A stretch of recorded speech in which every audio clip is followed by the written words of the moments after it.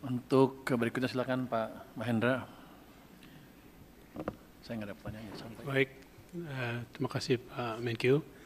Ada dua pertanyaan untuk saya. Pertama dari Patricia, Bisnis Indonesia. Ada ya? Oh, oke. Baik, pertanyaannya, kinerja Bank Himbara menorehkan kinerja yang kurang baik di kuartal ketiga, walaupun sudah ada suntikan likuiditas. Bagaimana pandangannya? Kami melihat bahwa kinerja Himbara dalam kondisi yang baik, ya, yang ditunjukkan dengan peningkatan penyaluran kredit dan likuiditas yang terjaga. Dan itu memang benar juga terbantu oleh penempatan dana yang dilakukan oleh pemerintah sejumlah 200 triliun pada bulan September yang lalu. Karena kami melihat, atau kenapa kami melihat kinerja dari Bank Himbara baik, karena dilihat dari segi penyaluran kredit adalah sebesar 3.829,3 triliun atau tumbuh 8,62%,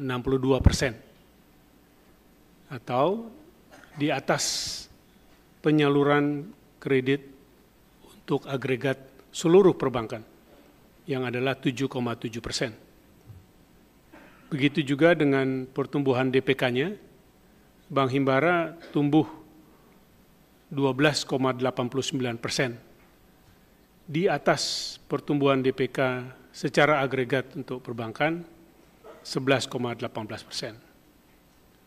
Untuk rasio ALDPK Himbara tercatat meningkat menjadi 21,2% dibandingkan di bulan Juni 20,7%, dan juga dibandingkan agregat yang juga tinggi di 29,3%. Dan dalam hal ini kami sekali lagi menyampaikan menyambut baik langkah pemerintah menambah likuiditas melalui penempatan 200 triliun itu, yang implementasinya bergulir dan kami pantau secara berkala.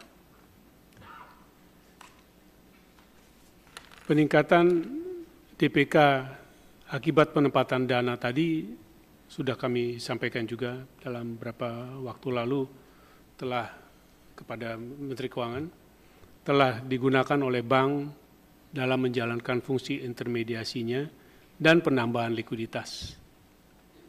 Selain itu, penempatan dana dengan tingkat bunga 3,8% itu, yang adalah 80% dari BI rate, juga telah memperkuat momentum penurunan suku bunga di Bank Himbara, dan pada gilirannya tentu kepada seluruh perbankan.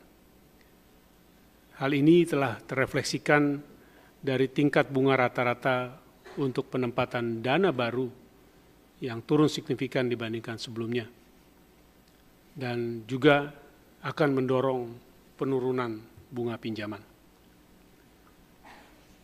Itu untuk pertanyaan dari Patricia. Untuk pertanyaan dari yang kedua adalah dari Stefania, CNBC. Baru-baru ini dua BPR secara sukarela minta dilikuidasi karena kekurangan modal. Bagaimana OJK dan LPS memandangnya? Bagaimana tren BPR tahun ini?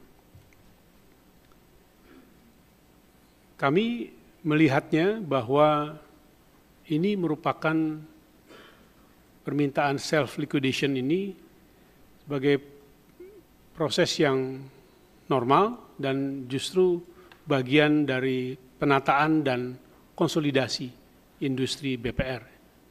Sehingga BPR akan semakin efisien dan berdaya tahan terhadap guncangan dan tuntutan yang diperlukan ke depan. Penguatan industri BPR itu didukung dengan berbagai sisi, baik dari sisi pengaturan maupun dari sisi pengawasan. Dan diharapkan peran dari pengurus maupun pemilik BPR lebih optimal dan meningkatkan penerapan tata kelola, manajemen risiko, dan kepatuhan atas seluruh ketentuan yang juga merupakan hal yang penting tentunya demi kinerja BPR. Dan yang terpenting juga dalam proses self-liquidation ini, kami akan memastikan tetap mengutamakan perlindungan terhadap nasabah, dan memastikan seluruh kewajiban bank diselesaikan dengan baik. Terima kasih.